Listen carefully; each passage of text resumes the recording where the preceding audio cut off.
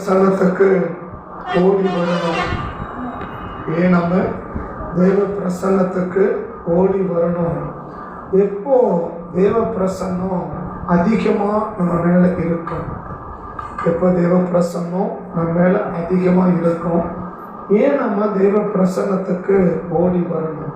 தேவ பிரசன்னத்துக்கு ஏன் நம்ம ஓடி வரணும்? எதனால் நாம் தேவ பிரசன்னத்துக்கு ஓடி வரணும்?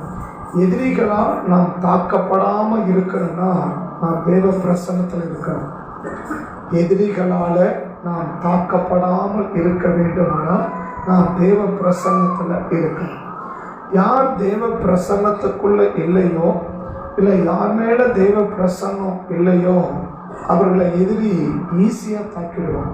எதிரிகள் ஈஸியாக தாக்கிடுவோம். எதிரி அப்படின்னு சொல்றது மனிதர்கள் அல்ல. நமக்கு ஒரே ஒரு எதிரி பிசாசு தான். நமக்கு ஒரே ஒரு எதிரி, அது யாரு? பிசாசு மட்டும்தான் நமக்கு ஒரே. வேற எந்த மனிதர்களும் எதிரிகளே இல்லை.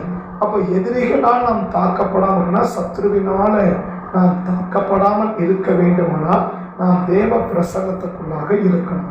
தேவ பிரசன்னத்துக்குள் ஒரு மனுஷன் இருந்தான்னா அவன் என்ன செய்ய மாட்டான்? எதிரிகள் அவனை ஈஸியாக என்ன செய்ய முடியாது? தாக்கவே முடியும். எதிரியால் தாக்கவே முடியாது. எதிரியால் தாக்கவே முடியாது.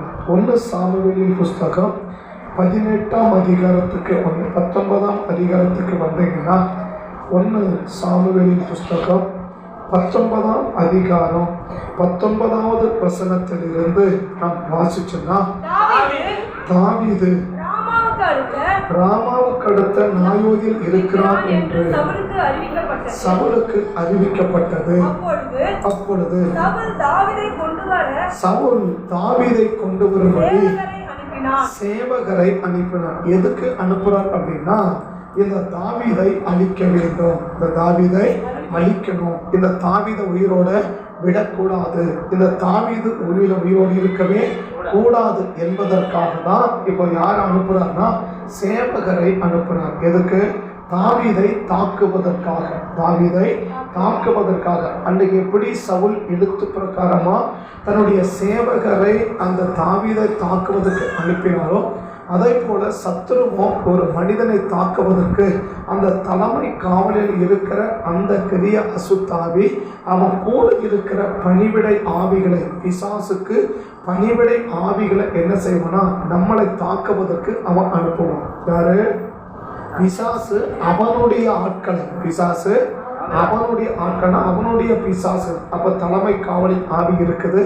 அந்த பார்த்தீங்கன்னா நீங்க எபேசியர் 6ஆம் அதிகாரம் 10-12 12 வரைக்கும் வாசிச்சிங்கன்னா அங்கே 4 விதமான கூட்டத்தை சொல்லும். ஒன்று அதிதுரைத்தனம், அதிகாரம், இப்பிரபஞ்சத்தின் அந்தகார லோகாதிபதிகள், வான மண்டலத்தில் பொல்லாத ஆவியின் சேனைகள் என்று 4 கூட்டத்தை என்ன செய்வார்? அந்த பவுலப்போஸ்தலன் எழுதுவார். இப்பிரபஞ்சம் 1 துரைத்தனம். 12வது வசனத்தை பார்த்தீங்கன்னா 6-12 பார்த்தீங்கன்னா துரைத்தனம். ஏனெனில் 12வது வசனம் மாம்சத்தோடும் இரத்தத்தோடும் நமக்கு போராட்டம் இல்லை. அடுத்து சொல்றாரு, துரைத்தனங்களோடும் அதிகாரங்களோடும் இப்பிரபஞ்சத்தின் அந்தகார லோகாதிபதிகளோடும் வான மண்டலத்தின் பொல்லாத ஆவியின் சேனைகளோடும் நமக்கு போராட்டம். 4 விதமான கூட்டத்தை பவுலப்போஸ்தலன் அடையாளம் காட்டுறாங்க. அப்ப எந்த மனுஷனோடும் போராட்டம் இல்லை. ஒரு போராட்டங்களுக்கு பிறகு, ஒரு பிரச்சனைகளுக்கு பிறகு, ஒரு பாதிப்புக்கு பிறகு இந்த 4 விதமான கூட்டமும் இருக்கும். இந்த 4 விதமான கூட்டம், அதில் பிரதானமானது அந்த துரைத்தனம். அதுதான். அதுக்கு கீழே அதிகாரம், அதுக்கு கீழே வான மண்டல பிரபஞ்ச அந்தகார லோகாதிபதி, அடுத்தது வான மண்டலத்தில் பொல்லாத ஆவியின் சேனைகள்.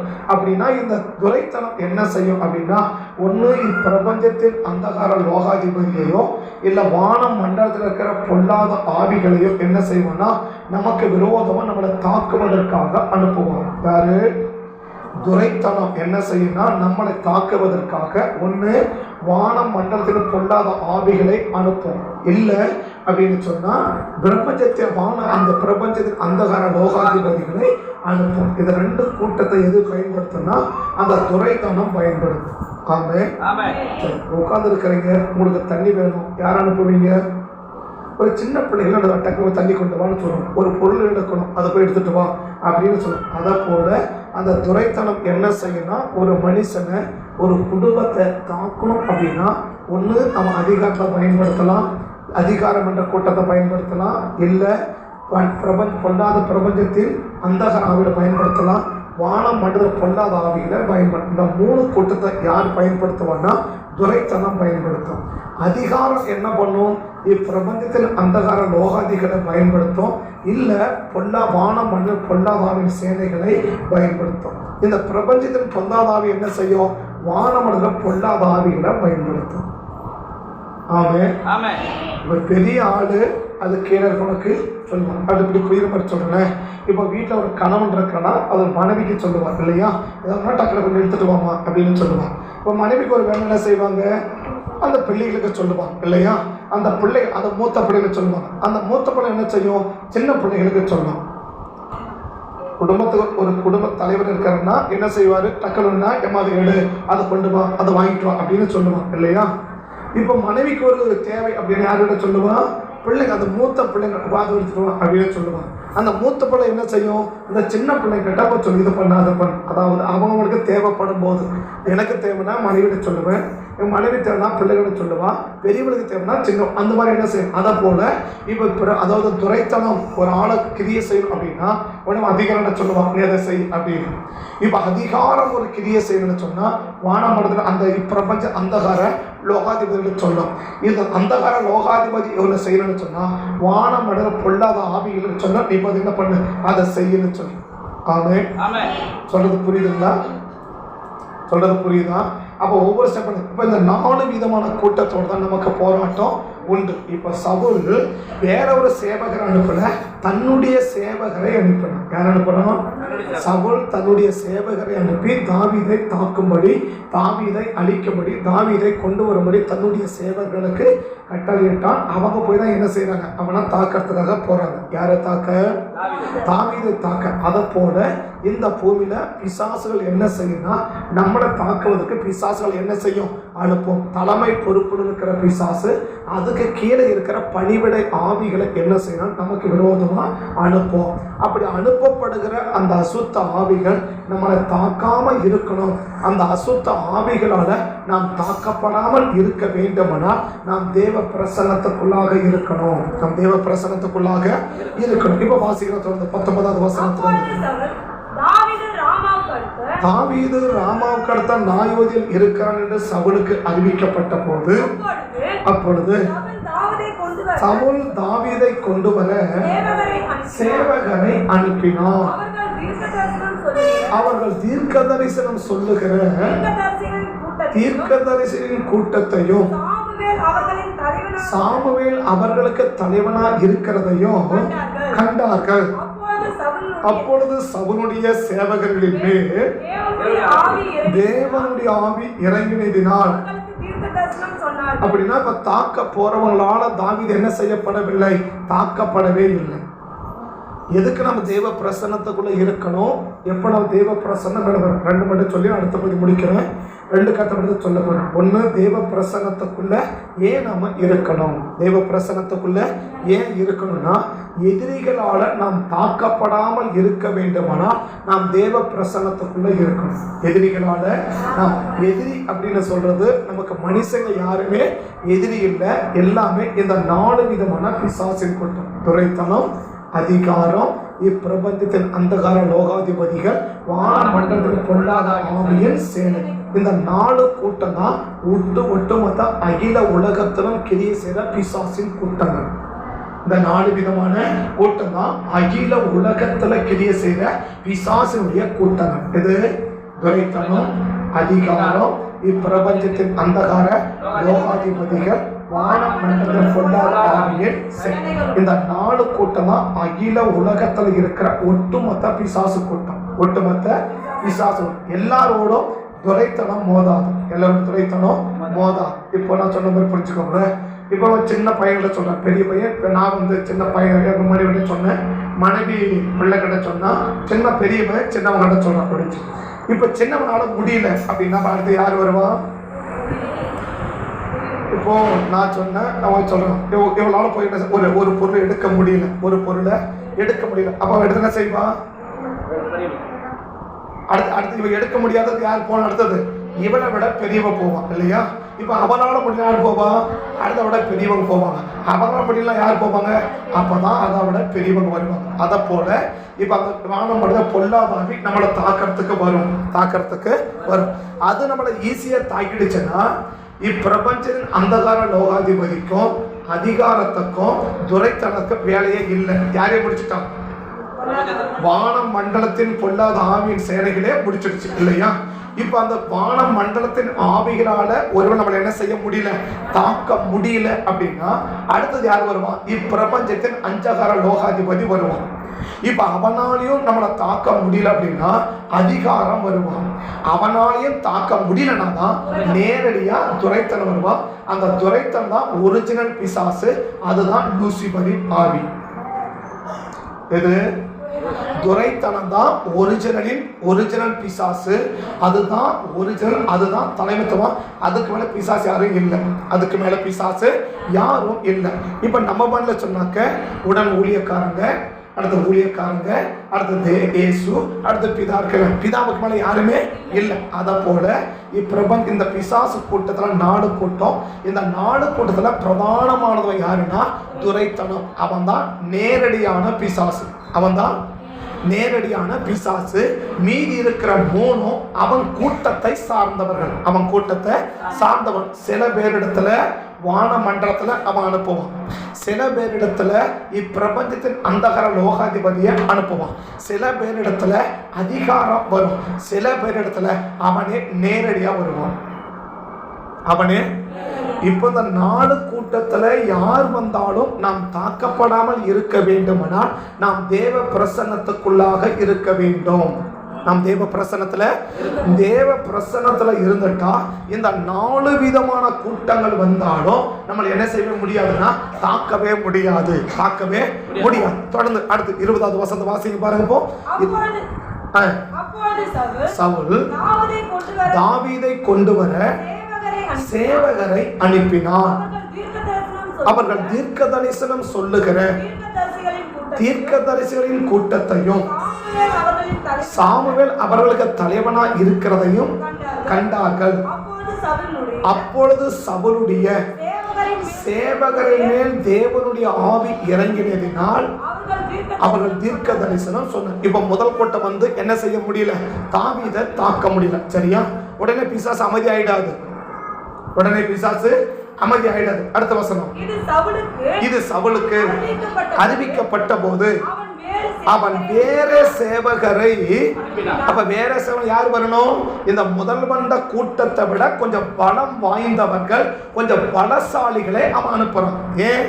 இவனால் என்ன செய்ய முடியல, தாவீதை தாக்க முடியல. அப்ப நீங்க என்ன பண்ணு, அதான் சொன்ன, இப்ப சின்ன பிள்ளை அனுப்பியாச்சு, அவங்க என்ன செய்ய முடியல, தாக்க முடியல. அதை விட பெரிய ஆள் அனுப்புறாங்க, நீ போய் என்ன பண்ணு, நீ போய் அடி அப்படின்னு சொல்றாங்க.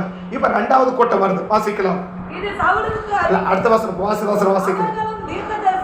அவர்களும் தீர்க்க தரிசனம் சொன்னார்கள். 3ஆம் தரமும் சவுல் சேவகரை அனுப்பினார். அப்படின்னு 3 கூட்டம் என்ன செய்ய முடியல, தாவீதை தாக்கவே முடியல.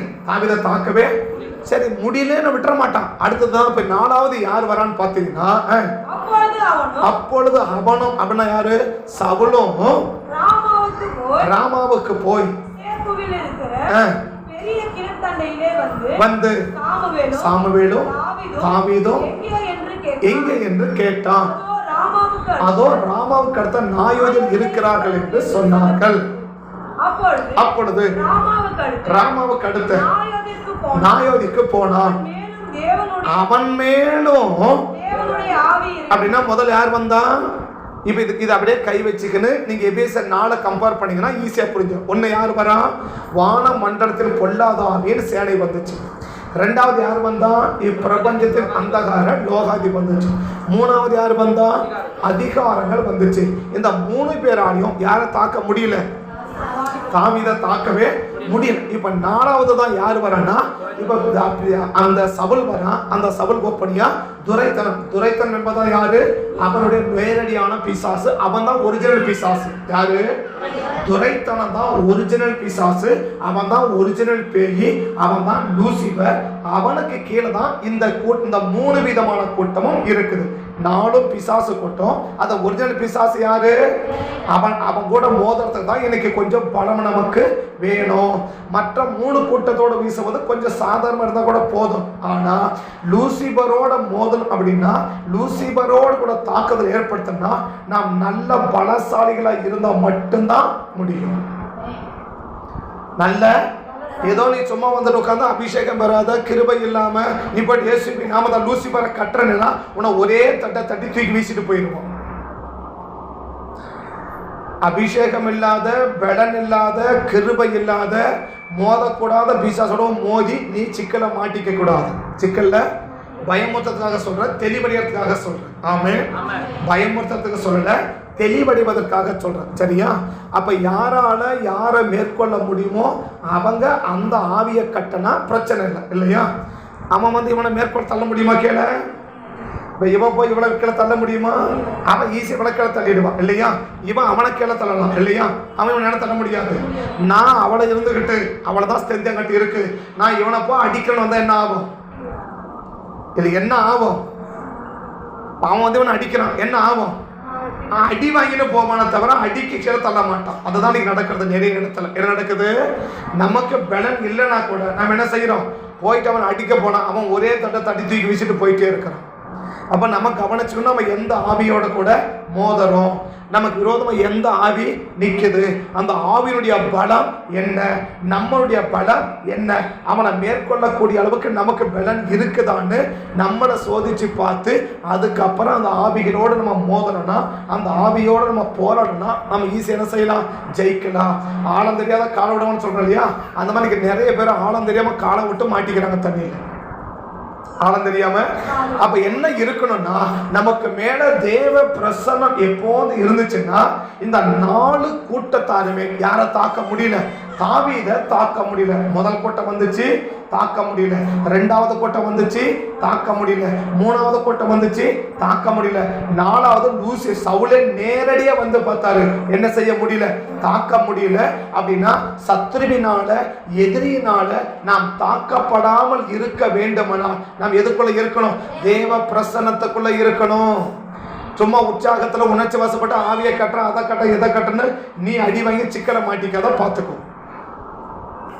ஆவியை கட்டுறேன், இயேசுவி நாமத்தை அதை கட்டுறேன், இதை கட்டுறேன்னு சொல்லி உணர்ச்சி வசப்பட்டு உற்சாகத்துல கட்டி நீ அடிக்க போய் அவங்ககிட்ட அடி வாங்கி நீ பாதிக்கப்படாம உனக்கு கத்த கிருபையா காப்பாராக. ஆமே. அப்ப நமக்கு இன்னும் எந்த ஆவி, என்ன ஆவி வாயில வரதெல்லாம் சொல்லி ஜெபிச்சிடக்கூடாது. வாயில வரதெல்லாம் சொல்லி நீங்க நம்ம சொல்ற ஒவ்வொரு வார்த்தையும் அந்த சத்துருவை நேரடியா போய் தாக்கும். என்ன சொல்ற? இப்ப நான் இயேசுவின் நாமத்தை வான மண்டல பொல்லாத ஆவியை கட்டுறேன்னா நான் சொன்ன வார்த்தை நேரத வான மட ஆவியை போய் தாக்கும். இப்ப அதை மேற்கொள்ளக்கூடிய அளவுக்கு என்கிட்ட வல்லமை இருந்துச்சுன்னா அது என் கிட்ட வராது. அது என் கிட்ட வராது. அது கட்டப்பட்டுரும், அது தாக்கி அடிச்சிடும்.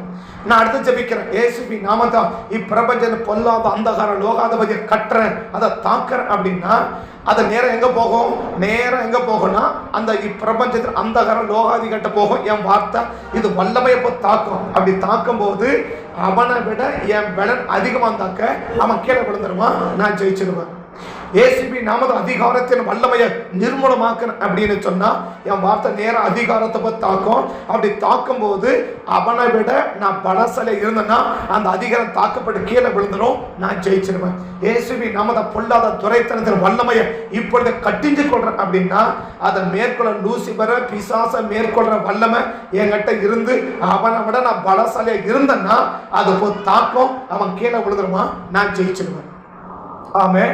அப்படி இல்ல, இப்ப நான் இயேசுவை என்ன சொல்றேன்? வான மண்டல பொல்லாத ஆவியை தாக்குறேன், அடிக்கிறேன், கட்டிஞ்சு கொள்றேன்னா இது போல் தாக்கும் போது அவனை விட என் பலன் குறை வந்துச்சுன்னா என்னையா அடிக்கிறேன்னு அவன் நேரம் திருப்பி நம்மளை தாக்கிடுவான். அவன் நம்மளை தாக்கிடுவான். இப்படிதான் அநேகர் தாக்கப்படுறது. எதனால? நம்ம என்ன ஜெபிக்கிறோம், எதுக்கு ஜெபிக்கிறோம் ஒன்றும் தெரியல இல்லையா? உணர்ச்சி வசப்பட்டு எதையோ சொல்லி என்ன பண்ணிடுறோம், சொல்லி சொல்லி சொல்லி வாயில மாட்டிக்க கூடாது. ஆமே. முதல்ல நம்ம இப்படி இருக்கிறோம், நம்ம பலன் எவ்வளவு இருக்குது, எதிரியின் பலன் என்ன, நம்ம பலன் என்ன, ரெண்டையும் காக்க பண்ணி அதை மேற்கொள்ளக்கூடிய வல்லமை இருந்து நான் அடிச்சேன்னா அவன் ஒரே அடியில கீழே விழுந்துருவான். அதோட எனக்கு கதை முடிஞ்சிச்சு. ஆனா அவன் அடிக்கும் போது என்னை விட அவன் பலமா இருக்கிறான், நான் என்னவா இருக்கிறேன், நான் ஒரு பலவீனமா இருக்கிறேன். அதை மேற்கொள்ளக்கூடிய அளவு என்கிட்ட என்ன இல்லை, அபிஷேகம் இல்லை, பலன் இல்லை, கிருபை இல்லை, என்கிட்ட வல்லமை இல்லை. ஆனா என்ன செய்யறேன், உணர்ச்சி வசப்பட்டு பேசுறேன்னா அவன் என்ன தாக்குவான், நான் தாக்கப்பட்டுடுவேன். நான் என்ன பண்ணிடுவேன்? அப்ப நம்ம ஜெபிக்கும் போது எப்படி ஜெபிக்கணும்? கவனமா ஜெபிக்கணும், விழிப்பா ஜெபிக்கணும். கவனமா ஜெபிக்கணும், விழிப்பா ஜெபிக்கணும். வாயிலவர் வார்த்தையெல்லாம் என்ன பண்ணிடக்கூடாது, சொல்லிடக்கூடாது. நாம் எதுக்கு ஜெபிக்கிறோம், எந்த காரியத்துக்கு ஜெபிக்கிறோம், இதுக்கு பின்னால என்ன ஆவி இருக்குது, அதுக்கு தான் ஆவிகளும் கிரியைகளும் நம்ம என்ன செய்யறோம், ஒவ்வொரு வாரமும் நம்ம ஜெபிச்சுட்டு வரோம். ஒவ்வொரு ஆவியும் என்னென்ன கிரியை செய்யுது, ஒவ்வொரு ஆவியும் என்னென்ன கிரியை செய்கிறது, ஒரு ஆவி எப்படியெல்லாம் கிரியை செய்யுது அப்படின்னு நாங்கள் அங்கே ஜெபிச்சுட்டு வரோம். சரியா? அதே போல தான் கடைசி 7 நாட்களிலும் யுத்த ஜபம் அப்படின்ட்டு ஒவ்வொரு ஆவியோடு கூட ஒவ்வொரு நாங்கள் என்ன செய்யறோம், நாங்கள் யுத்தம் பண்ணி ஜெபிக்கிறோம். எங்களுக்கு ஜெபிக்கிறதுக்கு அது வாய்ப்பு இல்லை, இன்னும் சொல்ல நடத்துறதுல சரியானபடிக்கு இல்லை. அதனால இதை நாங்கள் அதை செய்யாம இருக்கிறோம். ஒருவேளை கர்த்தர் அனுமதிச்சா அதை நம்ம செய்வோம். ஆமே. ஒவ்வொரு நாளும் காலை உபவாச ஜபத்தில் அங்கே நாங்கள் யுத்த ஜபம், நாங்கள் யுத்த ஜபம் ஆரம்பிக்கல, உபவாச ஜபம் தான் ஆரம்பிச்சோம். ஆனால் கர்த்தர் என்ன செய்யலாம், அதை யுத்த ஜபமா மாற்றி ஒவ்வொரு நாளும் ஒரு ஆவியும் 3 கிரியைகளும், ஒரு ஆவியும் ஜாமக்கார ஜபத்துல ஒரு ஆவியும் 7 கிரியைகளும். ஆனா இங்க சொல்லும் போது ஒரு ஆவியும் 3 கிரியைகளும், ஒரு ஆவியும். அப்ப நாங்க நேற்று ஜெபிக்கும் போது பஸ்தியின் ஆவிக்கு ஜெபிச்சோம். பஸ்தியினுடைய இந்த பஸ்தியின் ஆவி என்ன செய்யும் அப்படின்னா, சொல்றத தப்பா புரிஞ்சுக்கும், சொல்றத தப்பா புரிஞ்சுக்கும். இது எந்த ஆவி? அப்ப ஒண்ணு சொல்றாங்கன்னா சொல்றதை சொல்ற விதமா புரிஞ்சிக்கலன்னா அது எந்த ஆவி? தப்பு தப்பா புரிஞ்சிக்க வைக்கிறது பஸ்தியின் ஆவி. ரெண்டாவது என்ன செய்யும் அப்படின்னு சொல்லும் போது, பின்னாடி நான் எடுக்கிற ஒரு முடிவு எடுக்கிறேன், ஒரு முடிவை நான் எடுக்கிறேன், நான் எடுக்கிற முடிவுல பின்னாடி என்ன பாதிப்பு ஏற்படுதுன்னு பின் விளைவுகளை யோசிக்காம முடிவெடுக்க வைக்கிறது பஸ்தி. பகாசுர ராஜாவை கூப்பிட்டா என்ன சொல்லணும்னாக்க, நீ அலங்காரம் பண்ணிட்டு ராஜ கிரீடத்தோட நீ வரணும் அப்படின்னு சொன்னான். ஆனா என்ன செய்யல, நான் வர முடியாது அப்படின்னுட்டான். ஏன் வர முடியாதுன்னு சொன்னா, எதுக்காக அவர் சொன்னார்ன்றதா இவன் என்ன செஞ்சுக்கல, சரியா புரிஞ்சிக்கல. சரியா அவர் எதுக்காக சொன்னாரு, என்ன காரணத்தை சொன்னாரு, என்ன மைண்ட்ல வச்சு சொன்னாரு, எந்த சிந்தையோட சொன்னாரு, என்ன அர்த்தத்துல சொல்றாரு அப்படின்னு யார் புரிஞ்சிக்கல, பஸ்தி புரிஞ்சிக்கல. அப்ப பஸ்தி என்ன செய்வான், நமக்குள்ள போராடும். என்ன போராடும்? சொல்றத சொல்ற விதமா புரிஞ்சிக்காது. சொல்றத நம்ம ஒண்ணு சொல்லுவோம், அதை ஒண்ணு என்ன செய்ய வச்சிடும், புரிஞ்சிக்க வச்சு. இன்னும் சொல்ல போனா தப்பு தப்பா புரிஞ்சிக்க வைக்கும். தப்பு தப்பா சொல்றத சொல்ற விதமா புரிஞ்சிக்கல, தப்பு தப்பான புரிஞ்சிக்க. அது குடும்பத்துல ஆனாலும் சரி, அது சபையில ஆனாலும் சரி இல்லையா? கணவன் ஒன்று சொல்றாருன்னா மனைவி ஏன்னு புரிஞ்சுக்கணும் இல்லையா? இதே உனக்கு வேலையா போச்சு, இதே புலப்ப உடனே மல்லுக்கு போக கூடாது. மனைவி ஒன்று சொல்றா, கணவன் என்ன சொல்றா, ஏன் சொல்றா, எதுக்கு சொல்றா அப்படி என்ன செய்யணும், அதை சரியா புரிஞ்சுக்கணும். அப்படி புரிஞ்சுக்கலன்னா அங்க என்ன வரும், பிரச்சனைகள் வரும். இதுக்கு பின்னாடி இருக்கிறது பஸ்தியின் ஆவி. சரியா? ரெண்டாவது சொன்ன ஒரு முடிவெடுக்க வரமாட்டேன்னு சொன்னாக்க, நான் வரமாட்டேன்னு சொல்றேன். இப்ப நான் வரமாட்டேன்னு சொன்னா என்னுடைய பின்விளைவு எப்படி இருக்கும்? பின்விளைவு பாலைக்கு வான சொன்னோம் இல்லையா, வரல அப்படின்னா பின்விளைவு எப்படி இருக்கும் அப்படின்னு யோசிக்க விடாது. எது இப்ப வரமாட்டேன்னு சொன்னா இல்லையா, இந்த ஒரு வார்த்தை என்ன செஞ்சு அவ ராஜ கிரீடம் பறிக்கப்பட்டது, அந்த பட்டம் பறிக்கப்பட்டது. அதுக்கு பிறகு அடையாளம் தெரியாம போயிட்டான்.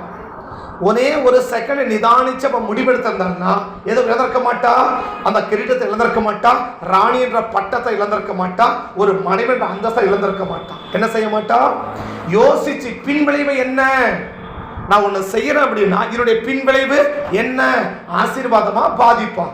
உன்னை செய்யறதுக்கு முன்னாடி என்ன யோசிக்கணும், நான் அதை செய்யறேன், இதை செய்யறதுக்கு பின்னால எனக்கு ஆசீர்வாதமா, எனக்கு பாதிப்பு வரப்போதா, நான் எப்படி முடிவெடுக்கிறேன், எதை சார்ந்த முடிவெடுக்கிறேன், நான் பேசுற வார்த்தை, நான் சிந்திக்கிற சிந்தனை, நான் பார்க்கிற பார்வை, எல்லாவற்றையும் பின் விளைவுகளை யோசிக்காம முடிவெடுக்க வைக்கிறது பஸ்தியின் ஆவி.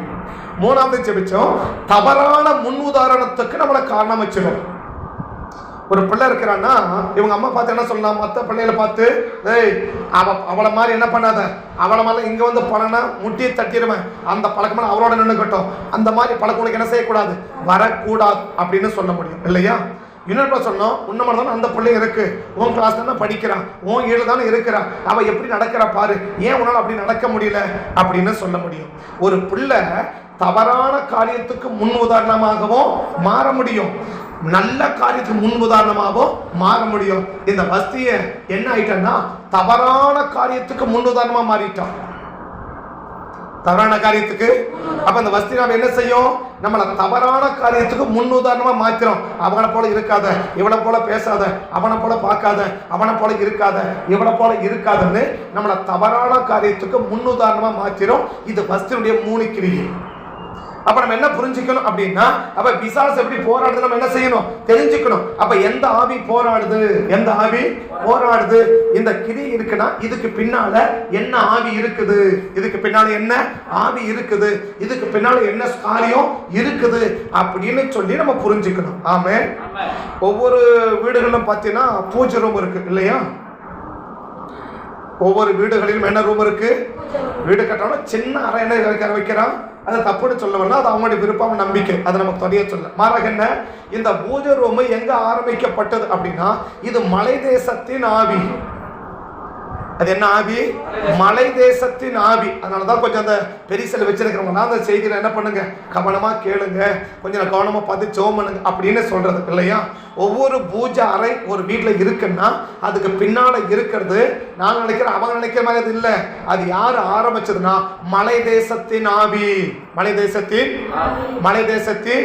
இன்னைக்கும் நீங்க போனீங்கன்னா அந்த அந்த நிகழ்வுல நாங்க அனுதினமும் பார்க்கறது, அனுதினமும் நாங்க பார்க்கிறோம். ஒவ்வொரு வீட்டுல அவங்க தான் அந்த மலை தேசத்துல ஆவில இருக்கிற அவங்க தான் சொன்ன எப்ராயிம் மலை தேசத்தை ஒரு பெண்ணு தான் ஒரு பூஜை அறையை முதல்ல உருவாக்குனது. பூஜை அறைய முதல் அப்படின்னா ஒவ்வொரு அறைக்கு பணி என்ன இருக்கு, ஒவ்வொரு ஆவிக்கு பணி என்ன இருக்கு, ஒரு கிரியை இருக்கு. நம்ம சினிமா சீரியல் பார்ப்பீங்கல்ல, சினிமா சீரியல் பார்ப்பீங்கல்ல, இது எந்த ஆவின்னா பெலிஸ்தி ஆவி. சிம்சோன் காலத்தில் கிரியை செஞ்ச பெலிஸ்தி ஆவி. சிம்சோன் காலத்தில் கிரியை செய்யற, அதுக்கு முன்னாடி யாரும் சினிமா சீரியல்லாம் பார்க்கல, டைம் பாஸ்லாம் என்ன பார்க்கல, யாரும் சினிமா சீரியலும் பார்க்கல. முதல் முறையா சிம்சோனை கட்டி அவன் போயிட்டு என்ன பண்ணிட்டான், சிறைச்சாலையில போட்டுட்டாங்க. ஜனங்க 3000 பேர் கூடுறாங்க. எதுக்குன்னா நமக்கு போர் அடிக்குது, அவனை வேடிக்கை காட்ட கூட்டிட்டு வாங்க. என்ன காட்ட, அவன் காட்டுற வேடிக்கையை பார்த்து இவன் சிரிச்சு சந்தோஷமா இருந்து இவன் துக்கத்தை மறக்கிறதுக்காக, அந்த வேதனையை மறக்கிறதுக்காக நாங்க டிவி பார்க்கணும்னு சொல்றாங்க இல்லையா, சினிமா பார்க்கறாங்க, நாடகம் பார்க்கறாங்க, சீரியல் பார்க்கறாங்க, ஜோக்கு பார்க்கறாங்க, எல்லாம் பார்க்கறாங்கல்ல. இதுக்கு பின்னாடி இருக்கிறது தேவாவி இல்ல, அது சிம்சோன் காலத்துல கிரியை செஞ்ச பெலிஸ்தி ஆவி. அப்ப எல்லாத்துக்கும் என்ன இருக்குது, எல்லாத்துக்கும் என்ன இருக்கு, இந்த வேதத்துல ஆதாரங்கள் இருக்கு. சரியா? அப்ப நம்ம என்ன செய்யணும், ஓ சினிமா பாக்குறோம்னா என்ன ஜெபிக்குவேன், சினிமா பாப்பீங்கன்னா என்ன ஜெபிப்பீங்க, நாங்க ஜெபிக்க நாங்களே பாக்குறோம், நாங்க எங்க போய் ஜெபம் பண்றது, வாஸ்தவம் தான். நீயே உட்காந்து பார்த்தா நீ எங்க போய் ஜெபம் பண்றது, கண்ணாடி வீட்டுல இருந்து அடுத்த வீட்டு மேல கல்லேறி முடியுமா? நான் கண்ணாடி வீட்டுக்குள்ள இருக்கிறேன், அடுத்த வீட்டு மேல கல்லெறிய முடியுமா? நான் இரும்பு சோறுக்குள்ள இரும்பு கதவுக்குள்ள இருந்து வெளி வீட்டு மேல கல்லெறியலாம் இல்லையா? இப்ப நான் கல்லெறிஞ்சு அவன் என்ன போவான், கல்லெறிவான். நான் எந்த வீட்டுக்குள்ள இருக்கிறேன், நான் எந்த வீட்டுல இருக்கிறேன், கண்ணாடி வீட்டுல இருக்கிறேன். கண்ணாடி மேல கல்லுப்பட்ட என்ன ஆகும், நான் அப்ப அப்படி வெளியிட முடியுமா? அவன் நம்மளை எரிவான்ல. அப்ப என்ன செய்ய முடியாது, நாமளே டிவி உட்காந்து பார்த்தா அப்ப நம்ம எங்க மற்றவங்க கண்டிக்கிறது, கண்டிக்க முடியாதுல்ல. டிவியா பாக்குறேன்னா சீரியல் பாக்குற அப்படின்னா நீ யாரவனே இருந்துக்கோ, இதுக்கு பின்னால் இருக்கிற தேவாவி இல்ல, அது பெலிஸ்தி ஆவி. அது எந்த காலத்துல, சிம்சோன் காலத்துல கிரியை செஞ்ச பெலிஸ்தி ஆவி. அது பிறகு யாரும் வேடிக்கை பாட்டு வரல, அதுக்கு முன்னாடி யாரும் வேடிக்கை பார்க்க போல. சினிமா போற என்னத்தான் வேடிக்கை தானே, அவன் நடிக்கவும் அதை நான் பார்த்து சிரிச்சு உட்காந்து அதானே. நானும் பார்த்தேன், அவனும் பார்க்காதானே இல்லை. என்னைக்குன்னா ஒரு காலம், சரியா, இந்த ஒரு காலம் நான் பார்த்தாலே கால் வயசோட பார்த்துருக்க மாட்டீங்க, சரியா? அப்படி பார்த்தேன். என்னைக்கு இந்த பைபிளை தூக்கணும் அன்னையோட மொத்தம் தூக்கி வெளியே போயிட்டாச்சு. அன்னையோட இதெல்லாம் குப்பை போட போன்னு சொல்லி தூக்கி போட்டாச்சு, சரியா? அதனால ஒன்று என்ன புரிஞ்சுக்கன்னா, ஒவ்வொரு கிரிகளுக்கு அப்புறம் ஒரு ஆவி இருக்குது. அப்ப தெரிஞ்சதை நம்ம என்ன செய்ய முடியும், ஓ இந்த ஆவி இருக்குது, இதை மேற்கொள்ளக்கூடிய பலத்தை எனக்கு தாங்க, இதை நான் ஜெயிக்கணும் அப்படின்னு நமக்கு தோணும். அதை ஜெயிக்கிற வல்லமையோடு நான் தாக்கினாதான் அந்த ஆவியை நான் ஜெயிக்க முடியும். ஆமென். அப்ப ஜெபிக்கிறதுக்கு முன்னாடி என்ன செய்யணும், நமக்கு அந்த பலன் இருக்கான்னு பார்க்கணும். நமக்கு அந்த பலன் இருக்கான்னு பார்க்கணும், அந்த அபிஷேகம் இருக்கான்னு பார்க்கணும், அந்த வல்லமை இருக்கான்னு பார்க்கணும். அதனாலதான் நீங்க அந்த ஜெபத்தை நல்லா கவனிச்சு பார்த்தீங்கன்னா, முதல்ல என்ன ஆவியை தாக்க போறோமோ அதுக்கு ஜெபிப்போம். ஆண்டவரே இந்த ஆவியை மேற்கொள்ள எனக்கு என்ன கொடுங்க, அபிஷேகத்தை கொடுங்க. அந்த ஆவியினால முழுக்க முழுக்க நிரப்பப்பட்ட பிறகுதான் நாம் என்ன செய்வோம், அந்த ஆவியுடைய கிரிகளை அழிச்சு ஜெபிப்போம். ஏன்? அவனுடைய பலத்தை விட என் பலம் குறைஞ்சு போய் சும்மா என்ன பண்றேன், நான் உன்னோட அவன் நல்லா சாப்பிட்டு அப்படி தடகாத்தமா இருக்கிறான், நான் சாப்பிட அப்படியே காலையில் அப்படியே உட்கார்ந்துட்டு நான் போய் அப்படி அடிக்க பண்ண வச்சுக்கோங்க, ஏன்னா ஒரே ஒரு தட்டை தட்டி தூக்கி போட்டு போயிடுவோம் இல்லையா? அப்ப என்ன செய்யணும், நமக்கு அந்த அபிஷேகத்தை நிரப்பப்படணும். அதுக்கு பிறகு அந்த ஆவியோட கூட நம்ம யுத்தம் பண்ணணும். அப்படி ஜெபிச்சாதான் நம்ம என்ன செய்ய முடியும், தாக்க முடியும். அப்ப நம்மளை எந்த சத்துரு தாக்க வந்தாலும் சரி, அவன் துரைத்தனம் வந்தாலும் சரி, அவன் அதிகாரம் வந்தாலும் சரி, ஆனா பிரபஞ்ச அந்த லோகாதிபதி வந்தாலும் சரி, வானவன பொல்லாத ஆவியின் சேனை வந்தாலும் சரி, அந்த ஆவிகள் நம்மளை தாக்காம இருக்கணும்னா, நாம் தாக்கப்படாமல் இருக்க வேண்டும்னா நாம் யாரா இருக்கணும், தேவ பிரசன்னத்துக்குள்ள இருக்கணும். இப்ப தாவீது இருக்கிறாரு, தேவ பிரசன்னத்துக்குள்ள இருக்கிறார். அந்த தேவ பிரசன்னத்துல இருக்கிற தாவீத முதல்ல ஒரு கூட்டம் வந்துச்சு, தாக்க முடியல. இரண்டாவது ஒரு கூட்டம் வந்துச்சு, தாக்க முடியல. மூணாவது ஒரு கூட்டம் வந்துச்சு, தாக்க முடியல. இப்பதான் சவுல் நேரடியா வராரு. எப்போ? நாலாவது ஸ்டெப்ல தான் யார் வராரு, சவுலே நேரடியா வராரு. லூசிபரே நேரடியா வந்தா கூட நாம் தாக்கப்படாமல் இருக்க வேண்டும்னா நம்ம சுற்றி என்ன இருக்கணும், தேவ பிரசன்னம் இருக்கணும், தேவ பிரசன்னம் இருக்கணும். அந்த ஏன் தேவ பிரசன்னம் நாடி போனோம், ஏன் தேவ பிரசன்னம் தேடி போனோம், எதிரிகளா நாம் தாக்கப்படாமல் இருக்க வேண்டுமானால் நாம் தேவ பிரசன்னத்துக்குள்ள இருக்கணும். ஆமென், ஆமென். எப்போ தேவ பிரசன்னம் என் மேல இறங்கி வரும், இப்ப தேவ பிரசன்னம் எப்போ எதிரியால் தாக்கப்படாத அளவுக்கு என் மேல தேவ பிரசன்னம் எப்ப இருக்கும் அப்படின்னா, அந்த 19ஆம் அதிகாரம் 19வது வசனத்தை மீண்டும் வாசிக்கலாம். 19ஆம் அதிகாரம் 19வது வசனத்தை வாசிக்கலாம். தாவீது ராமாவுக்கு அடுத்த நாயோதிலே இருக்கிறான் என்றும் அறிவிக்கப்பட்டது. அப்பொழுது சவுல் தாவீதை கொண்டு வர சேவகரை அனுப்பினார். அவர்கள் தீர்க்க தரிசனம் சொல்லுகிற தீர்க்க தரிசனின் கூட்டத்தையும், யார் தலைவனோட கூட இணைஞ்சு நிக்கிறாங்களோ அவங்க மேலதான் தேவ பிரசன்னம் அதிகமாக இருக்கும். சத்ரு தாக்காத அளவுக்கு தேவ பிரசன்னம் இருக்கும். யாரு? யார் ஒரு தலைவனோட கூட இருக்கிறாங்களோ, இல்லைன்னா யாருக்கு தலைமைத்துவம் இருக்கிறதோ, யாருக்கு தலைமைத்துவம், யாருக்கு தலைவர் இருக்கிறாங்களோ அவங்களதான் தேவ பிரசன்னம் அளவில்லாமல் நிரப்பிக் கொண்டிருக்கும். அவர்களாதான் சத்ரு எந்த விதத்திலும் தாக்க முடியாது. இப்ப தாவீதுக்கு தலைவர், தாவீதே ஒரு பெரிய தலைவர் இல்லையா? அந்த தலைவருக்கு யாரு இருக்கிறார்னா ஒரு தலைவர் இருக்கிறார். யாரு? அவர் தான் தாவீது, சாமுவேல் இல்லையா?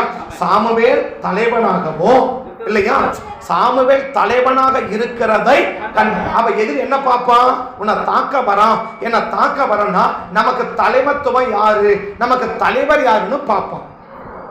நமக்கு தலைவர் யாருன்னு, அப்ப உனக்கும் எனக்கும் தலைவர் இருந்தாங்கன்னா நம்மளை தாக்கவே முடியாது.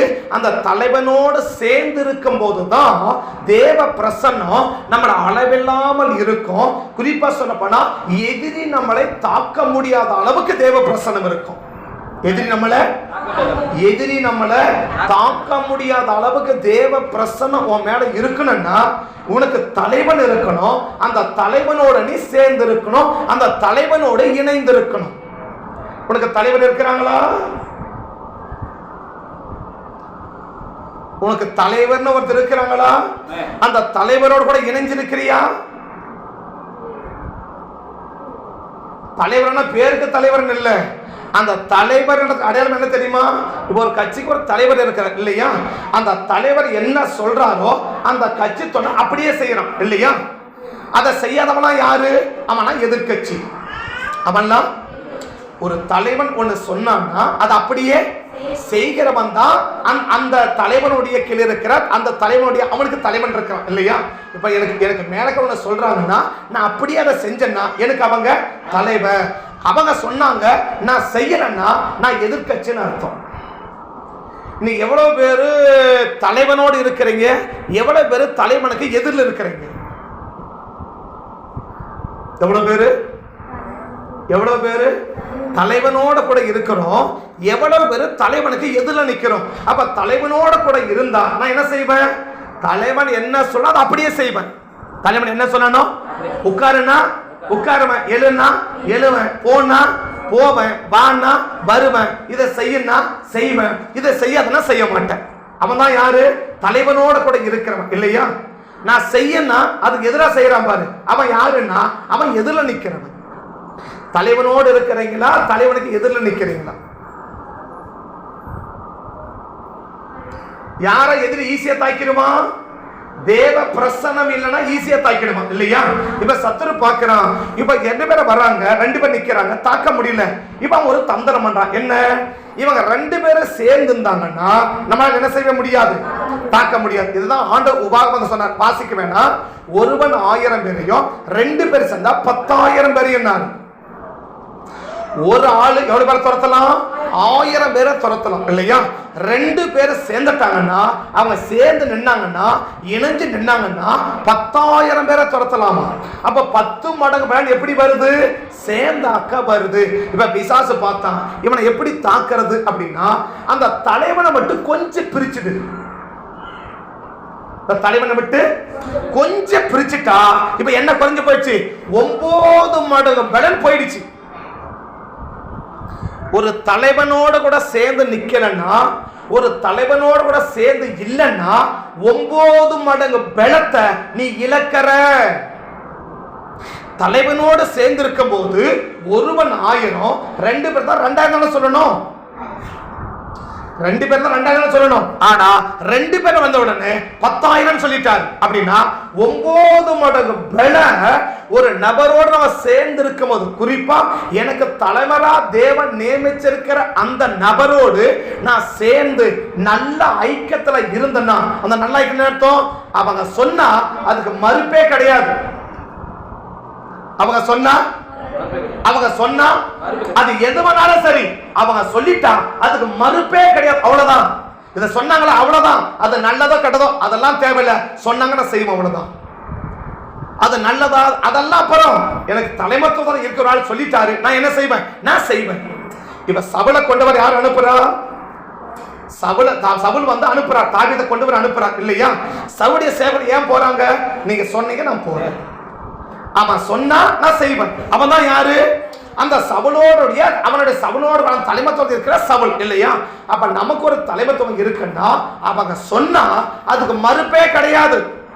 அது என்ன வேணாலும் சரி, எது வருதாலும் சரி. சும்மா சொல்றேன்னு விஷத்தை குடியின கூட குடிச்சிருவேன். ஏன்? குடிக்க சொன்னாங்க, குடிக்கிறேன் அவ்வளவுதான். இது விஷம், என்னால குடிக்க முடியாதுன்னு நீ எதில் நிக்கிறன்னு அர்த்தம். தாவி சாமுவேல் தலைவனாகவும் மற்றவங்க எல்லாரும் என்ன செய்றாங்க? அந்த தலைவனோடு கூட இணைஞ்சியும் நிற்கிறதை யார் பார்த்தா? சவுல் சேவகர்கள் பார்த்தாங்க. அப்ப பிசாசு தாக்க வர்றதுக்கு முன்னாடி அவன் யாரை பார்ப்பான்? இவன் யாரு? இவனை தொட்டா யார் வருவாங்கன்னு அவன் பார்ப்பான். இவனை தாக்குறான்னு வச்சுக்கோங்க, இவனை தொட்டா அடுத்து நான் வருவனான்னு பார்ப்பான். எனக்கு அவனுக்கு டேர்மா இருக்குன்னு வச்சுக்கோங்க, அவன் என்னோட மனஸ்தாபம் இருக்குன்னு வச்சுக்கோங்க, இவனை தொட்டா நான் வரமாட்டேன்னு தெரிஞ்சா அவனை ஈஸியா தட்டிட்டு போயிட்டே இருப்பான். ஏன்? அவன் தெரிஞ்சு போச்சு இவனை என்ன பண்ணாலும் யார் வரமாட்டான், அவ்வளவுதான். அப்ப இன்னைக்கு உங்க நம்ம தொட்டா அடுத்து யார் வரணும், அந்த யார் வருவான்னு அவனுக்கு தெரியும். யாருக்கு? லூசிபருக்கு தெரியும். இவனை தொட்டா அடுத்தது யார் நம்ம கிட்ட வருவாங்க. இவன் நம்மளை விட பலம் வெஞ்சவன், இவன் நம்மளை விட அதிகாரம் படைச்சவன், இவன் என்ன செய்ய முடியாது, நம்ம மேற்கொள்ள முடியாது. அதனால அவனை விட்டுரு. அப்ப யார தொடு? யார தொட்டா அந்த தலைவன் வரமாட்டானோ அவனை தொடு. யார தொட்டா? ஏன்னா இப்ப தலைவனோடு நெருங்கின ஐக்கியத்தில் இருந்தா அவனுக்கு ஒன்னர் தலைவன் என்ன செய்வான்? துடிக்குவான் இல்லையா? இப்ப அவனுக்கு என்ன இருக்கு? அவன் தலைவனோட சண்டை போட்டு எதிர்த்து பேசி போட்டி போட்டு பொறாம பிடிச்சு அவனோட மண்டிட்டு மன்றாடி அப்படி மல்லு கட்டி அப்படி முறைச்சு நிக்கிறான்னு வச்சுக்கோங்க. இப்ப அவனுக்கு புரிஞ்சு போச்சு. என்ன புரிஞ்சு போச்சு? இவனை என்ன செஞ்சாலும் யார் வரமாட்டான், இவன் தலைவன் வரமாட்டான். அதனால அவன் ஈஸியா என்ன செஞ்சிடலாம்? ஈஸியா தாக்கிடலாம். ஈஸியா எப்பெல்லாம் நம்ம தலைமத்துவத்தோடு முரண்பாடு படுறோமோ அப்பெல்லாம் எதிரி நம்மளை ஈஸியா தாக்குவான். எப்பெல்லாம் தலைமத்துவத்தோடு தலைவனோடு கருத்து வேறுபாட்டிலையோ செயல்பாட்டிலையோ வார்த்தைகளிலோ காரியத்திலோ நம்ம முரண்படுகிறோமோ, எப்போதெல்லாம் முரண்படுகிறோமோ, எப்போதெல்லாம் அவங்களோட இணைஞ்சு நிக்காம, சேர்ந்து நிக்காம, தோள் கொடுத்து நிக்காம, ஒரு மனமா நிக்காம, ஐக்கியமா நிக்காம, நல்ல சமாதானமா இல்லாம நான் எப்பெல்லாம் அந்த முரண்பாடு வருதோ அப்போதெல்லாம் ஈஸியா சத்துரு நம்ம என்ன பண்ணிடுவான், ஈஸியா நம்மளை தாக்கிடுவான். ஈஸியா தாக்கிடுவான். ரெண்டு கட்டம் அழகா மூலமா புரிஞ்சுக்கோங்க. ஒண்ணு என்ன, தேவ பிரசன்னத்துல இருந்தாதான் எதிரியால நான் என்ன செய்ய முடியாது, தாக்க முடியாது. சரி, எப்ப தேவ பிரசன்னம் வரும், தலைவன் இருக்கணும், அந்த தலைவனோடு கூட இணைஞ்சிருக்கணும். அந்த தலைவனோடு கூட. பட் அந்த தலைவனுக்கு எனக்கு என்ன இல்ல, நல்ல ஐக்கியம் இல்ல, நல்ல ஐக்கியம் இல்ல. இப்ப தலைவன் அப்படின்னு அர்த்தம், அவங்க சொல்லிட்டாங்கன்னா மறுப்பே கிடையாது. எனக்கு தலைமத்துவத்துல ஒரு ஆண் ஒண்ணு சொல்லிட்டாங்கன்னா அது என்னவே கிடையாது. என்னால முடியாதுன்னோ காரணங்களையோ மற்ற மொழியோ நான் என்ன செய்ய முடியாது, என்னால சொல்லவே கூடாது, சொல்லவும் முடியாது. யார் இருந்தா, யார் இருந்தா, நான் போன வாரமே சொல்லிட்டு போனேன் இல்லையா, பள்ளி யாரும் கட்டி எழுதுனா அதனால கட்டா கூட கீழே விடாது, நீங்க வாய் திறந்து பேசுங்கன்னு சொன்னேன் இல்லையா. இப்ப யாரோட கூட, தலைவனோ ஒண்ணு தலைவன் இருக்கணும் இல்லையா.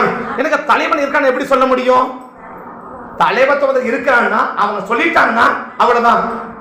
அதான் சொல்றேன், இந்த விஷம், இது விஷம், இது குடின்னு குடிச்சிருவான், ஏன்னா அவன் சொன்னா குடிக்கிறான், அவ்வளவுதான். அதுதான் அந்த எல்லைக்குள்ள இருக்கிற பத்தியா, அவன் தான் தலைமத்துவத்துல தலைவரை வச்சுட்டு இருக்கான்னு அர்த்தம் இல்லையா. தலைமத்துவத்துல ரெண்டாவது நான் சொன்னேன், தலைவனோடு கூட இணைந்து, தலைவனோடு கூட சேர்ந்து நிக்கணும், பிரிஞ்சு இல்ல, முரண்பாடா இல்ல, கருத்து வேறுபாடா இல்ல.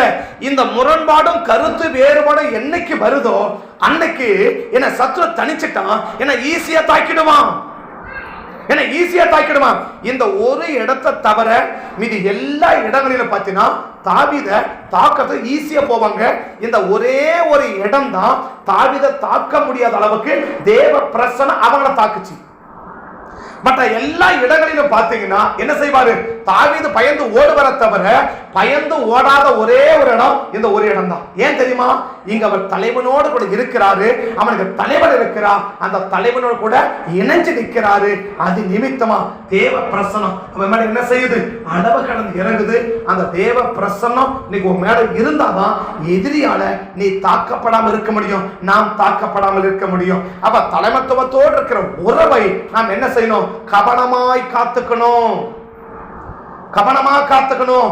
எல்லார்கிட்டையும் பேசுறது போல எங்க பேசிடக்கூடாது, அந்த தலைமத்துவத்துல பேசிடக்கூடாது. எல்லா இடத்துல நடந்த கட்ட போல எங்க பேசுறது கூடாது, அந்த தலைமத்துவத்தை நடந்து கொள்ளாது. அந்த தலைமத்துவத்துக்கும் எனக்கும் ஒரு உரசல் வராம, ஒரு நெருடல் வராம, ஒரு மனஸ்தாபம் வராம, ஒரு சமாதான குறைவு வராம நான் எந்த அளவுக்கு என்ன காத்துக்கிறனோ அந்த அளவுக்கு சத்துருவால நான் தாக்கப்படாமல் இருக்க முடியும். தலைமத்துவத்தோட சண்டை போட்டு எதிர்த்து பேசி முரண்பட்டு அது பண்ணி இதை பண்ணி நான் உட்கார்ந்துட்டு இருப்பேன்னா சத்துரு அழகா பிரிக்கும். என்ன பிரிக்கிறதே, இந்த முரண்பாடை கொண்டு வர்றதே அவன் ஈஸியா நான் தாக்கிறதுக்கு தான். அவன் ஈஸியா, அதான் சொன்னேன், இப்ப ரெண்டு பேரும் பிரிச்சுக்கன்னு வச்சுக்கோங்க, ஈஸியா என்ன பண்ணிடும். ஆரம்பத்தில் ஒரு கதை எங்க ஸ்கூல்ல படிக்கும் போது 1ஆம் கிளாஸ் படிக்கும் போது கதை சொன்னாங்க. 4 மாடு ஒன்னா இருந்துச்சு, 4 மாடு ஒன்னா மேய்ஞ்சி இருந்துச்சு. ஒரு சிங்கம் வந்துச்சு, இந்த 4 மாடு அந்த முட்டை சிங்கத்தை துரைச்சிடுச்சு.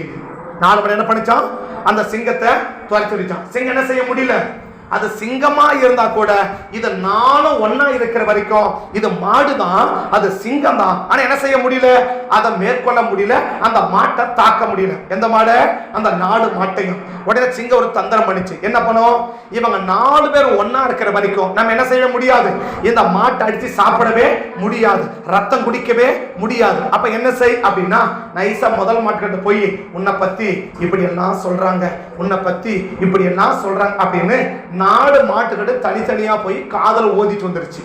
எது, சிங்கம் இல்லையா. இப்ப அடுத்த நாள் சிங்கம் வருது இல்லையா, வந்த உடனே முத மாட்டை போய் தாக்குது. அடுத்த மாடு சொல்லுச்சு, என்ன இப்படித்தானே சொன்னேன், இப்ப தெரியுதா என்ன பத்தி அப்படின்னு முத மாடு சொல்லுச்சு. முத மாடு அடிச்சுட்டு ரத்தம் குடிச்சிட்டு போயிடுச்சு. 2ஆம் நாள் வந்துச்சு, இன்னொரு மாட்டை அடிக்குது. இன்னொரு மாடு சொல்லுச்சு, இப்ப தெரியுதா என்ன பத்தி அப்படின்னு. 3ஆம் நாள் வந்துச்சு, 3வது மாடு அடிச்சுச்சு. இன்னொரு மாடு சொல்லுச்சு, இப்ப தெரியுதா என்ன பத்தி அப்படின்னு. 4வது மாடு வந்து 4 மாட்டையும் காலி பண்ணிடுச்சு. ஏன், ஏன்? யாரையோ சொல்றத கேட்டு இந்த மாடு என்ன செஞ்சிச்சு? பிரிஞ்சிச்சு. என்னுடைய விளைவு என்ன? உயிரே போயிடுச்சு. அப்ப நம்மள தாக்கத்தை சத்துரு பண்ற தந்திரம் என்ன? பிரிச்சா போதும், வேற ஒண்ணும் செய்ய தேவையில்லை. உன்னை ஆட்டோமேட்டிக்கா அந்த தலைவனோடு இருக்க உறவுல இருந்து உன்னை கொஞ்சம் தள்ளி வர வச்சுட்டாலே போதும், கொஞ்சம் மனஸ்தாபப்பட வச்சாலே போதும், கொஞ்சம் வெறுப்படைய வச்சாலே போதும், கொஞ்சம் எதிர்த்து நிற்கிற மாதிரி வந்தாலே போதும், ஏதாவது பேச வச்சாலே போதும், உன்னை ஈஸியா அப்படியே நைஸா கொஞ்சம் வெளியே தள்ளிடுமா. உன்னை தள்ளுறதே உன்னை அடிச்சு காலி பண்றதுக்கு தான்.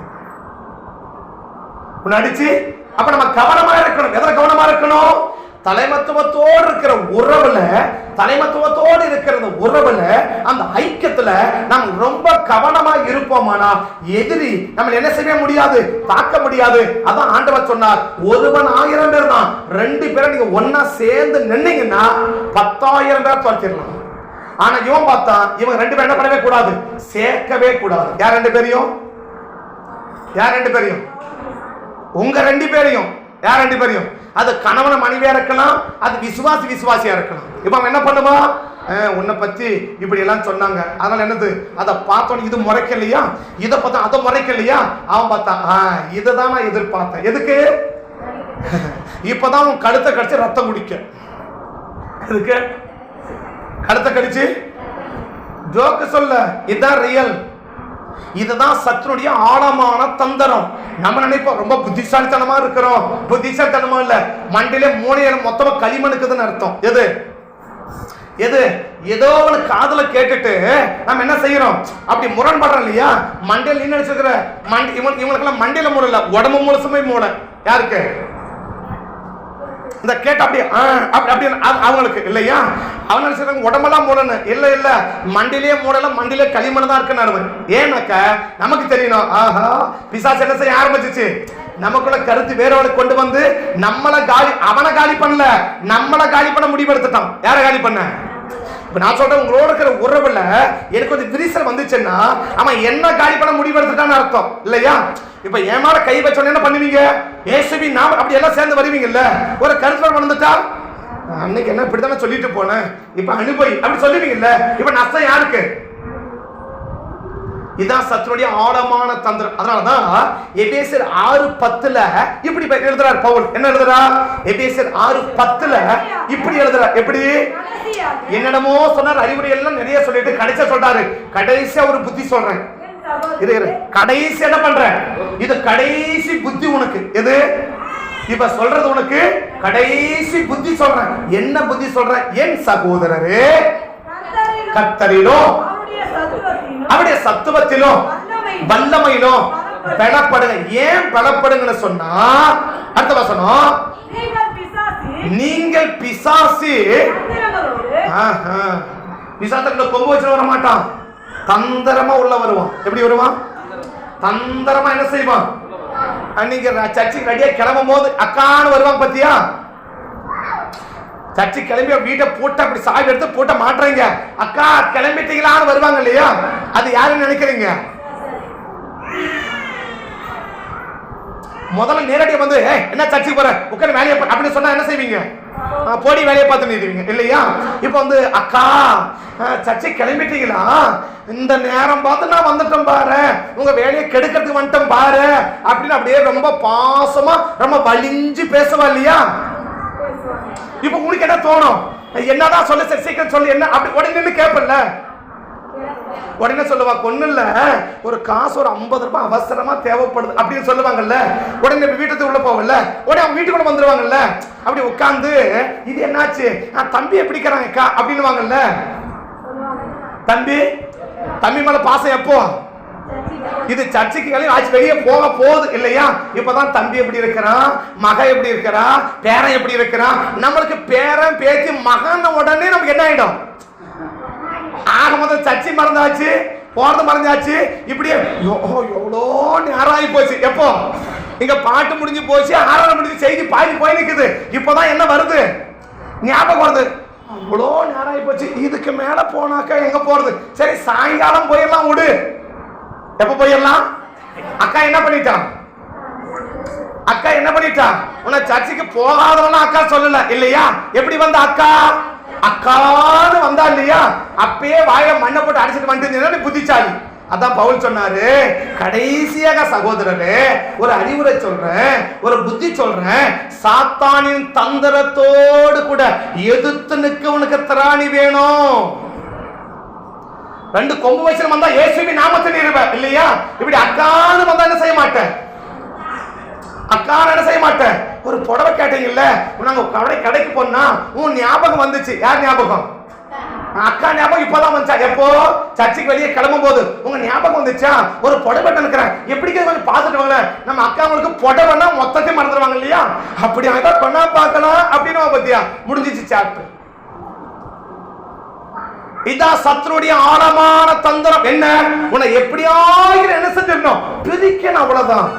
அவன் பிரிக்கிறதுக்கு எவ்வளவு கீழே வேணாலும் இறங்குவான், பிரிக்கிறதுக்கு எவ்வளவு வல்கர வேணாலும் இறங்குவான், என்ன வேணாலும் அவன் செய்வான்.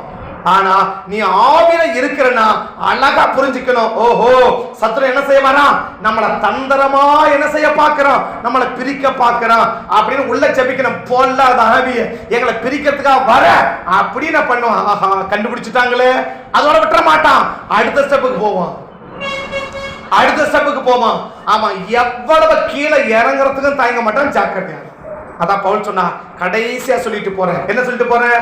சத்ருவினுடைய சாத்தானுடைய தந்திரத்தோடு நீ எதிர்த்து நிக்கணும். மோத வர்ற ஆவியை ஈஸியா ஜெயிக்கலாம், எதிரியை ஈஸியா அடையாளம் கண்டுபிடிக்கலாம். துரோகி அவ்வளவு அடையாளம் கண்டுபிடிக்க முடியாது. எதிரிகளை ஈஸியா என்ன பண்ணிடலாம், அடையாளம் கண்டுபிடிச்சிடலாம்.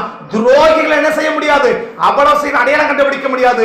அதை அடையாளம் கண்டுபிடிக்கணும்னா உனக்கு அபிஷேகம் இருக்கணும், தேவ பிரசன்னத்துல நிறைஞ்சிருக்கணும். அப்பதான் எதிரி உன்னை தாக்காம இருக்க முடியும். எவ்வளவு பேரு, எத்தனை பேரோடு கூட நல்ல சமாதானமா இருக்கிறீங்க? இங்க இருக்கிற எத்தனை பேரோட கூட நாங்க சமாதானமா இருக்கிறோம். எங்களை பார்த்தா அவங்கள குறித்து எந்த மனசுல எந்த கஷ்டமும் இல்ல, எந்த நெருக்கமும் இல்ல. நாங்க எப்படி இருக்கிறோம், அவங்கள பார்த்தா எங்க ஆவி என்ன செய்யுது, சந்தோஷப்படுது அப்படின்னு நீங்க எத்தனை பேர் இருக்கிறீங்க? வெளியே சோத்துறன்றதுனால நீ சமாதானம் அர்த்தம் இல்ல. அக்கா நல்லா இருக்கிறீங்களா, தம்பி நல்லா இருக்கிறியா, அண்ணா நல்லா இருக்கிறியா அப்படின்னு கேட்கறதுனால நீங்க எல்லாம் நல்லா இருக்கிறீங்கன்னு அர்த்தம் இல்ல. உங்க மனசு உங்க மேல அவங்களுக்கு எந்த சங்கடமும் இல்லைன்னு உங்க மனசை சாட்சி சொல்லுதான். என்ன சொல்லும், அவங்கள பார்த்த உடனே உள்ளதுல சந்தோஷம் வந்துச்சுன்னா அவங்களுக்கு உங்களுக்கு எந்த சங்கடமும் இல்லைன்னு அர்த்தம் இல்ல. ஆனாலும் வெளியே பேசுறோம், ஆனா உள்ள அதான் பாக்கி முதல்ல சொல்லிட்டான், பல்லுல பகை, உதட்டுல உறவு. உள்ள பகை, வெளியே உறவு. இது யாருக்கு தெரியாதுன்னா மற்றவனுக்கு தெரியாது. பிசாசுக்கும் கிளீனா தெரியும், ஆண்டவருக்கும் கிளீனா தெரியும். இந்த பல்லுல பகை வச்சது உதட்டுல உற வைக்கிறத இன்னையோட தூக்கி வெளியில போட்டு இல்லைன்னா கழுத்தை கடிச்சு ரத்தம் குடிச்சிருப்போம். ஜோக்கு சொல்லல, இதான் ரியல். பிசாசு உன் கழுத்தை கடிச்சு ரத்தத்தை குடிச்சு உன்னை ஒண்ணுமிடம் ஆக்கிறதுக்கு பிளான் பண்ணிட்டான்னு கர்த்தர் சொல்றான். நான் சொல்லல, கர்த்தர் சொல்றான். உன்னை காடி பண்றதுக்கு பிசாசு என்ன பண்ணிட்டான், முடிவெடுத்துட்டான். அதுக்கு என்ன வழி அப்படின்னா, அந்த வெளியே பெண்ணு நல்லா பேசுங்க, வெளியே எப்படி பேசுங்க, நல்லா பேசுங்க, சிரிச்சு பேசுங்க, சிரிச்சு அப்படி அடிச்சு பேசுங்க. ஆனா உள்ளுக்குள்ள அவங்கள பத்தி ஒரு ஆழமான கசப்பு, ஒரு ஆழமான வெறுப்பு. அண்ணதான் பேச ஆறு என்ன செய்ய மாட்டேங்குது, உள்ள சந்தோஷப்பட மாட்டேங்குது. அவன் நல்லா சிரிக்கிற மாதிரி சொன்னா கூட இது ஒரு இதுல சிரிச்சு உட்காந்துக்கிறீங்க அப்படின்ட்டு போகும். எது நல்ல சிரிக்கிற மாதிரி ஒரு நிகழ்ச்சியை சொன்னா கூட என்ன தோணாது, சிரிக்க அவங்க சொல்றதா சிரிப்பு வராது. இதுக்கெல்லாம் ஒரு அப்படி சிரிச்சு கிடக்குறீங்க, இதெல்லாம் ஒரு பண்ணி கிடக்குறீங்க, சிரிக்கதான் நேரம் உட்காந்து சோத்திரம் பண்ணுங்க. எப்போ சோத்திரம் பண்றதா புரியுதா சொல்றது? ஏன்னாக்கா இப்ப அவங்க சொல்றது இவங்களுக்கு என்ன செய்யல, பிடிக்கல. அவங்க சொன்னது இவங்களுக்கு பிடிக்காம என்ன செய்யுது, இதை பண்ணு அதை பண்ணு, அதை சட்டை பண்ணிக்கவே இல்லைன்னா என்ன அர்த்தம்னா அவங்களுக்கு மேல ஏதோ ஒரு ஆழத்துல ஒரு கசப்பு இருக்குது, ஒரு வெறுப்பு இருக்குதுன்னு அர்த்தம். இது எதுக்கு கொண்டு வர தெரியுமா சத்துரு? நம்மளை காலி பண்றதுக்கு முடிவு பண்றான், அதனால கொண்டு வரான். அவன் தாக்காம இருக்கணும்னா நல்ல தலைமத்துவம் இருக்கணும், தலைமத்துவத்தோடு கூட நல்ல உறவு இருக்கணும். கசப்பு, வெறுப்பு, வைராக்கியம் எல்லாம் தூக்கி மூட்டை கட்டி இன்னைக்கு வெளியே போட்டுட்டீங்கன்னா பிசாசு உன்னை கிட்ட கூட நெருங்க முடியாது. தேவ பிரசன்னம் உன்னை மூடி இருக்கும். உன்னை எத்தனை விதத்துல வந்தாலும் அந்த நாலு கூட பிசாசு நேரடியா வந்தா கூட உன்னை என்ன செய்ய முடியாது, உன்னை தாக்க முடியாது, உன்னை தொட முடியாது. அப்படி இல்லாம ரொம்ப புத்திசாலி மாதிரி வெளியே சிரிச்சு பேசிட்டு உள்ளுக்குள்ள அப்படியே ஒரு மூட்டை பகை கட்டி உள்ள வச்சிருந்தீங்கன்னா நீ ரொம்ப புத்திசாலி நினைச்சிருப்ப. பிசாசு பார்ப்பாங்க, உன்ன மாதிரி ஆளுதாடா தம்பி எனக்கு வேணும், உன்ன மாதிரி ஆளுதான் அக்கா எனக்கு வேணும், ஏன்னா நீங்க தான் எனக்கு யாரு, உங்க மாதிரி ஆள் தான் நான் தேடி இருக்கிறேன், நீங்க என் கட்சியில சேர்ந்துங்க அப்படின்னு அழகா சேர்த்துக்கவா. எதுக்குன்னா உன்னை காலி பண்றதுக்கு முடிவு பண்ணிட்டான். காலி பண்றதுக்கு முடிவு பண்ணிட்டான். இன்னைக்கு ஒட்டுமொத்த குப்பையத்துக்கு வெளியே கொட்டிட்டு அம்மாதான் ஃப்ரீயாரு, எல்லாரோட சந்தோஷமாரு, மீதி கத்த பார்த்துருவாங்க. ஆமே. கண்ணபடி ஜெபம் பண்ணலாமா? கண்ணபடி ஜெபம் பண்ணலாமா? கண்ணபடி ஜெபம் பண்ணலாமா?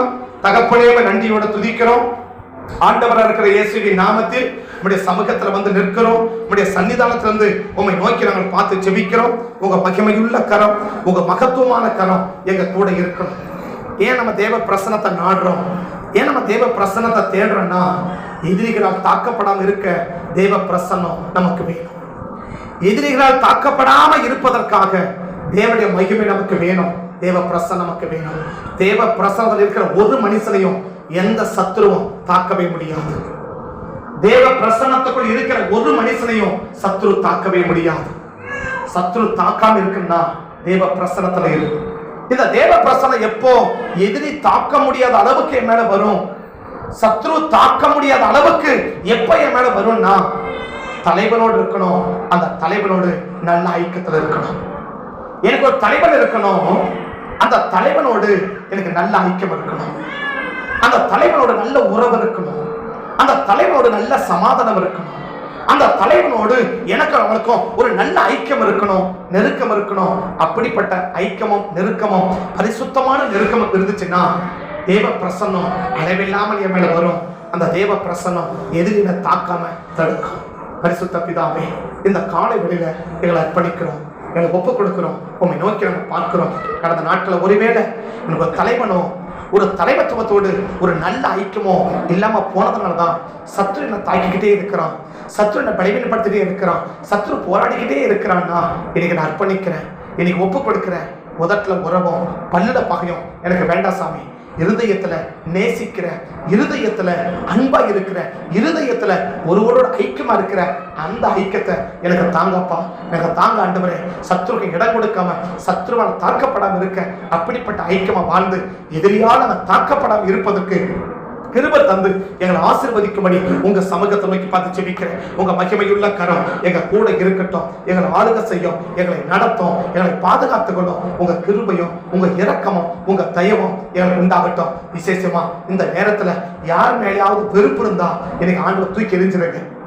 யார் மேலேயாவது வெறுப்பு இருந்தா, யாரை பார்த்தா பிடிக்கல, யார் பேசுறத கேட்டா பிடிக்கல, யாரை பார்த்தா அவனோட இருக்க முடியல, ஆனா பேசுறீங்க, பழகிறீங்க, ஒரே இடத்துல இருக்கிறீங்க, ஒன்னா இருக்கிறீங்க, ஆனா அவங்க பேசினா எனக்கு ஆக மாட்டேங்குது, அவளை பார்த்தாலே எனக்கு ஆக மாட்டேங்குது, அவங்க பேசுறத கேட்டாலே எனக்கு பிடிக்க மாட்டிருக்கு அப்படின்ற எண்ணம் இருக்கும்னா இன்னைக்கு அதை தூக்கி வெளியே போட்டுட்டு எல்லாரையும் நேசித்து எல்லாரும் அன்பு காட்டி எல்லாரோட கூட சரிசமமா வாழ்வதற்கு கர்த்தர் இந்த வேலையில கிருபைகளை தருவாராக. கர்த்தருடைய பரிசுத்த நாமம் மகிமைப்பட கர்த்தர் உதவி செய்யுங்க. இயேசுவின் நாமத்தில் அப்படிப்பட்ட கிருபைகளை தந்து அந்த வெறுப்பை எல்லாம் நாங்க தூக்கி எரிஞ்சிட்டு தகப்பனே துதிக்கிறோம். யாவரோடு கூட நாங்க சமாதானமா இருக்க எங்களுக்கு கிருபைகளை தந்து எங்களை வழி நடத்தி எங்களை ஆளுகை செய்யும்படி உங்க சமூகத்தை நோக்கி நாங்க பார்த்து ஜெபிக்கிறோம். தேவக்கரம் கூட இருக்கட்டும், ஆளுகை உண்டாகட்டும், ஆசீர்வதிச்சு பாதுகாத்து உங்க நாமத்தை நீங்க மகிமைப்படுத்தி காத்துக்கோங்க சாமி.